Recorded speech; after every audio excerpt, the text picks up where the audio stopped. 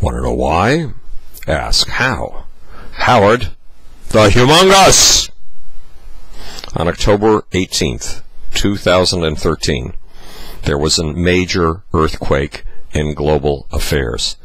It is very likely that you didn't hear about it. If you did hear about it, it is very unlikely that anyone explained its consequences. Saudi Arabia was offered a seat on the UN Security Council, something you would think is a major honor, a major privilege, and a major opportunity to influence the affairs of the world. And Saudi Arabia, the first nation ever to do this, turned that seat on the Security Council down. Why? And why was this a major earthquake in international affairs?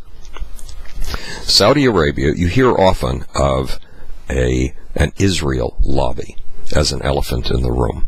The fact is, the Israel lobby is a flimsy mask for a real big elephant in the room, the real influence on American policy in the Middle East and a good deal of the rest of the world.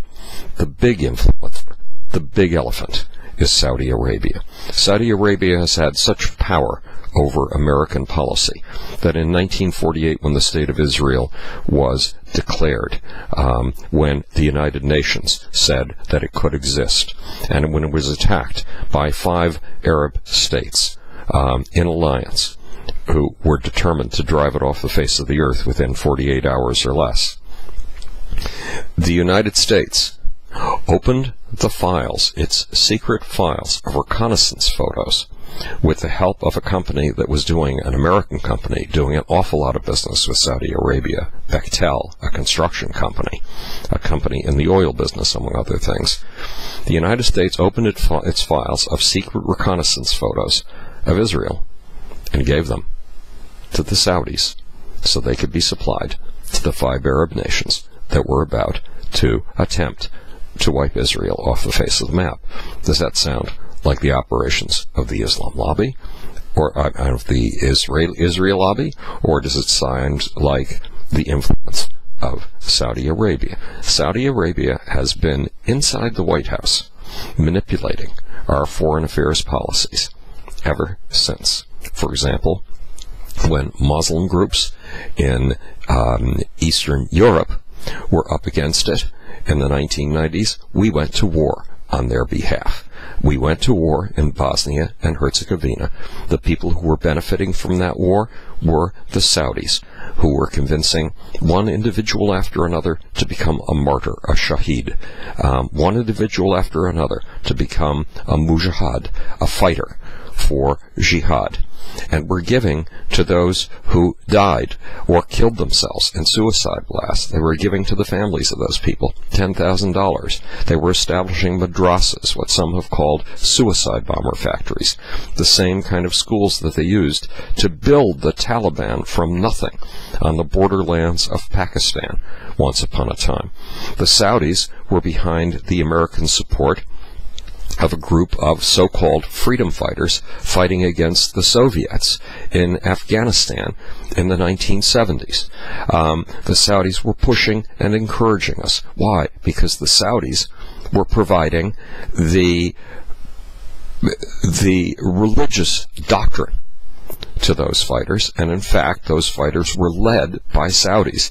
Later, those freedom fighters that we helped support with money, but that the Saudis pushed us into supporting, took on a name based on an Arab name for a computer database. They called themselves Al-Qaeda. Saudi Arabia has been running terror operations in a 13,500-mile swath that goes all the way from the Philippines to Nigeria. 2 days ago, for the second time in a month, a group of Muslim jihadists, fighters on behalf of Islamic truth, walked into a school in the middle of the night and killed 40 to 50 students as a college. That's the second time they did this. A month ago, they walked into the dormitories of an agricultural college and did the same thing. 50 people killed in a night. And the weeks between those times, in the last 6 weeks, without any fanfare, without any headlines, these same freedom fighters, they call themselves Boko Haram, have waded into villages and killed 40 to 50 people per village in the middle of the night. In Zamboanga and in the Philippines, 13,500 miles away, similar things have been happening. Who is supporting these groups? Who is supporting the group that took over the shopping mall in Kenya? Two countries that are close neighbors are responsible for the funding for all of this. They are Saudi Arabia and Qatar. And the Saudis managed to manipulate us into silence. Why did the Saudis turn down a seat at the UN? Because the Saudis have achieved manipulation after manipulation after manipulation of American foreign policy, in large part because at the cost of an $80 billion lobbying, PR, and madrasa budget, education budget. They have bought themselves a cloak of invisibility. They do not need a visible seat on the Security Council. In fact, that is to their disadvantage. It puts them in plain sight. The Saudis do far better when they take their huge amounts of money and their ability to manipulate the price of oil and stabilize it on our behalf. They do far better when they take these massive weapons of control and use them on your government and mine behind our back. The last thing in the world the Saudis wanted to do was lose their ultimate weapon, their cloak of invisibility, their ability to wield enormous influence in silence.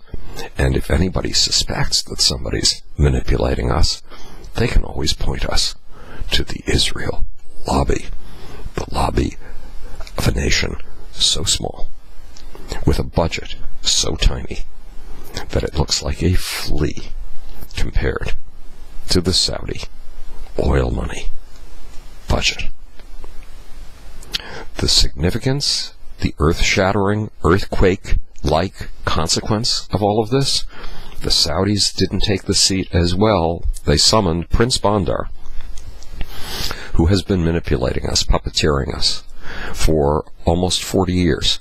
Prince Bandar of the Saudi royal family has been trying to manipulate Barack Obama.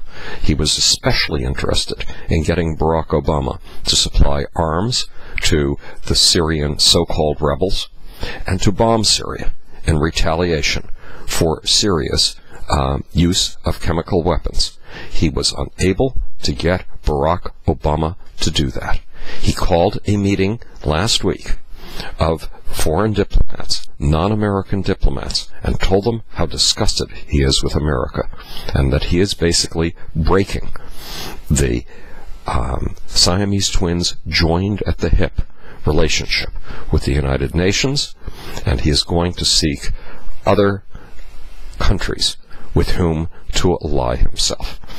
That Siamese twin-like relationship between the Saudis and the Americans has been the basis of international policy worldwide for 60 years. It is now in serious danger. It may even be over. Will that change the shape of American foreign affairs? It very well could. The Saudis want to retain their cloak of invisibility, but they want to move their bat and ball to another ball field, not one in the United States. This is Howard the Among Us, speaking to you from the future.